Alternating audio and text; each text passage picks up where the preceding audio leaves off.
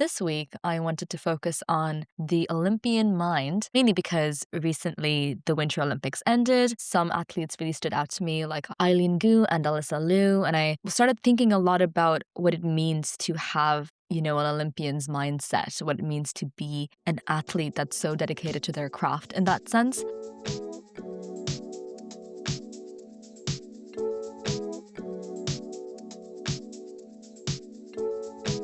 Hello, everyone, and welcome back to the Shenanigans with Shreya podcast. I am really excited to come back with a new episode today. I've recently been feeling quite inspired about different topics and conversations that I want to have on the podcast. I have heard in the past about how many athletes have literal mental coaches to help them, visualize winning, overcome their brain, essentially. So I just thought it was really interesting to have an episode be on gold medals and moral injuries and essentially look inside the Olympian brain. So we are officially post-Winter Olympics 2026. The snow has settled, the medals have been handed out. A lot of the times we tend to talk about athletes like they're superheroes, like they have these abilities that no one else has, that they're able to dedicate all that time, that they're machines of just discipline. But this year and time again, we're shown that it's all about mental mastery. Just like Eileen has said, we are probably going to talk about the slightly chaotic confession that came from the Norwegian athlete Sturla Ligrid and what happens when your private life and your professional discipline collide on a global stage. So let's get into the neurologic of how these minds work. So first, let's deep dive on Eileen Gu. What's really interesting about Eileen is that she isn't just a skier.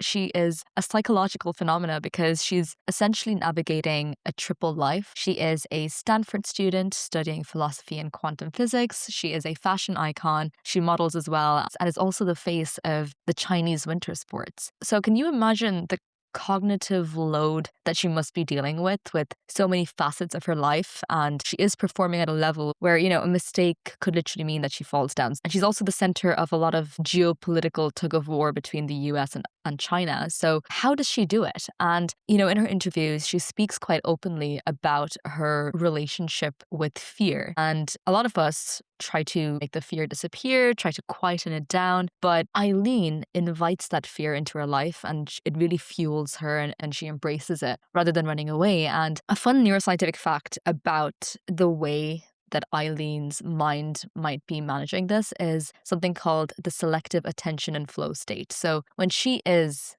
skiing, she's at the top of a ramp, she is dampening the activity in her temporoparietal junction. So that junction is the part of the brain that processes social evaluation, the part of the brain that keeps on asking, okay, what do people think of me? What will people say? And by essentially silencing that junction, she's handing the keys to her cerebellum and her prefrontal cortex for the strategy that she needs and the physical coordination she needs to win a medal, essentially. And she isn't just ignoring that pressure. I think that pressure is always going to be there. In her shoes specifically, there's so much that's expected of Olympians and of, young people. She isn't ignoring that pressure. She's probably just physically rerouting that neural energy away from the social aspect and more into the, okay, what can I do? How do I give my best into the more spatial aspect? Now, because we are talking about the Olympics, I did want to talk about the psychology of a confession that was made on the podium. You might have seen the reel about a Norwegian athlete who's at the podium. He's gotten his medal. It's quite a big deal in your career to get an Olympic medal. And instead of saying, thank you, Norway, thank you for, the medal, whatever, he drops a bombshell and he publicly confesses that he cheated on his girlfriend. And it was quite shocking behavior-wise on a global scale. But the question is also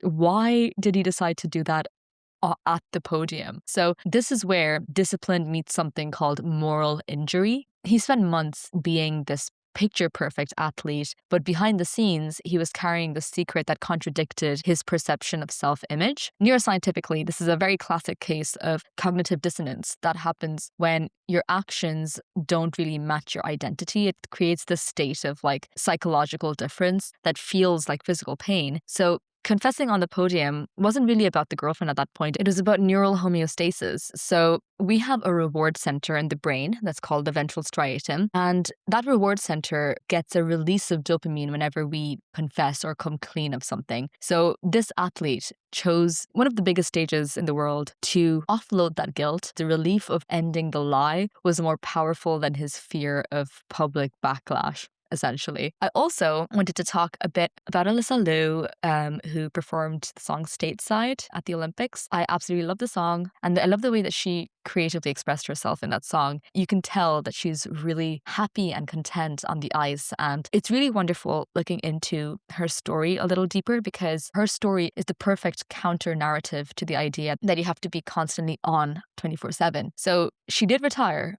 at 16 because she was burnt out, and she had left the ice. She found herself essentially and came back for 2026 on her terms. And I remember I was watching an interview about her return back to the ice. And what I really loved about how she approached her return was that she was talking to the coach about wanting to come back to the Olympics, wanting to perform again, wanting to represent the country. And one of the points that she made was that I don't want to be told what I can and can't eat. And I really love that because, again, that just reiterated that she's coming back on her terms and she wants to be able to enjoy the fact that she is skating for the country and skating in the Olympics, not because she has to, but because she wants to. And that is this whole lesson of autonomy, right? Because a lot of the times, yes, you can be disciplined. And I know that discipline is a phrase that's thrown around a lot, actually, whether it's school, whether it's in life. People are like, oh my God, you have to, work hard, be disciplined. Yes, you do, but you have to have some sort of power with that, because without that power, without your own autonomy, discipline is just prison at that point. So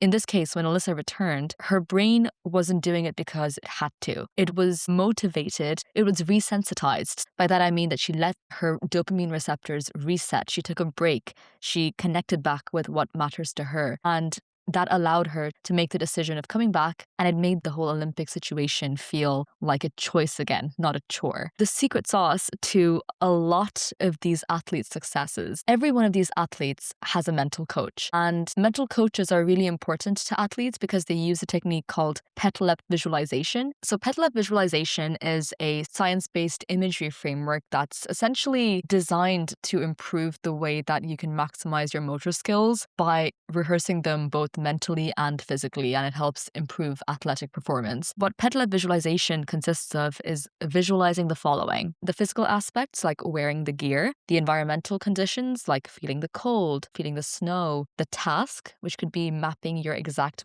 movements, like how are you going to move when you see a certain obstacle, how are you going to run on the track. Then there's also an aspect of timing. So you want to visualize what you're doing second by second as if you're literally there already. You're also learning in this process when you're adapting to mistakes. What happens if you trip up? And then this method also consists of visualizing your emotion.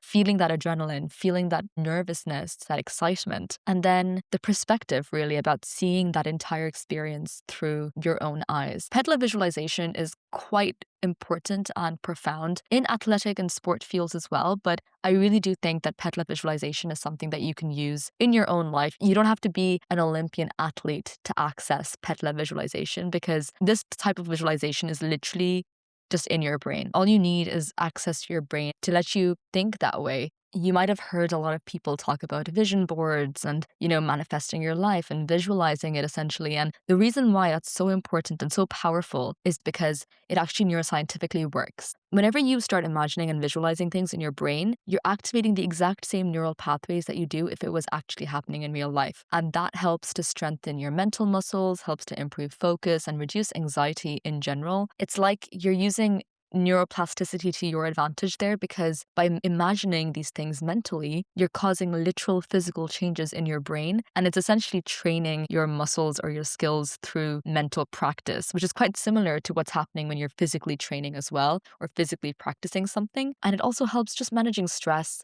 building confidence that you're going to be able to be successful in your outcomes. And when you regularly start visualizing your future, your success, whatever it is you want to visualize, it helps your brain focus. It activates something called the reticular activating system, which helps to prioritize your desired outcomes. And it might prevent you from, overthinking and worrying too much about what happens if things don't work out because you're so focused on the positivity of it, the desired outcomes. So a lot of the times it is recommended to visualize with as much detail as you possibly can, engage all your senses, sound, touch, taste, emotion, sight, whatever it is. It's so important to visualize that. So to conclude, what can we take from the Winter Olympics 2026? So number one, compartmentalize like Eileen does. When you're studying, shut down the social brain. So essentially, it is good practice to compartmentalize different parts of your life when you're hanging out with your friends. Don't be thinking about something that's completely unrelated. So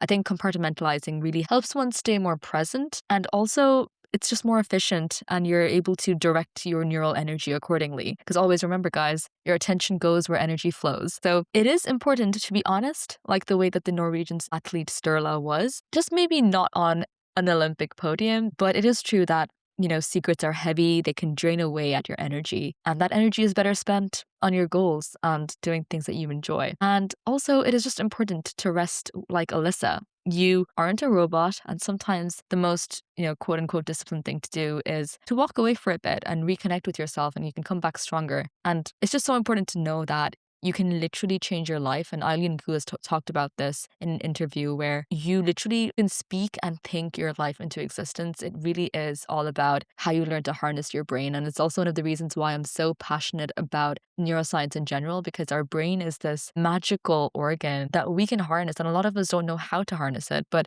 it could be literal delusion. But by feeding it positive or successful thoughts and the way you speak to yourself and the way you think, it all shapes your perception of the world. You could be having the same life experience as someone, but if you're perceiving it differently and they're perceiving it differently, you're going to feel different about it. You could be feeling happy because you chose to perceive that in a positive light, whereas the other person could be feeling negative because they chose to perceive it in a negative light. And just the overall quality of life that can improve so much when we start really harnessing our brain and unleashing our potential, essentially. I feel like a life coach right now, but I genuinely do believe that make the most of this beautiful power that you have in your brain. Be intentional about what you're doing, and you're never ever stuck in life. Like, you have the ability to do what you want. So whether you're, an Olympian athlete or just literally trying to pass an exam, remember that your brain is your greatest coach. You don't need a gold medal to have a gold medal mindset. You just need the discipline to keep showing up and have autonomy over that discipline, remember, and the grace to forgive yourself when you have a human moment and enjoy your life, essentially. So thank you so much for joining me on this week's episode. I hope that was insightful and educational. So go out there, visualize your win, and stay curious. Have a great rest of your day. I will see you in the next one. Bye-bye.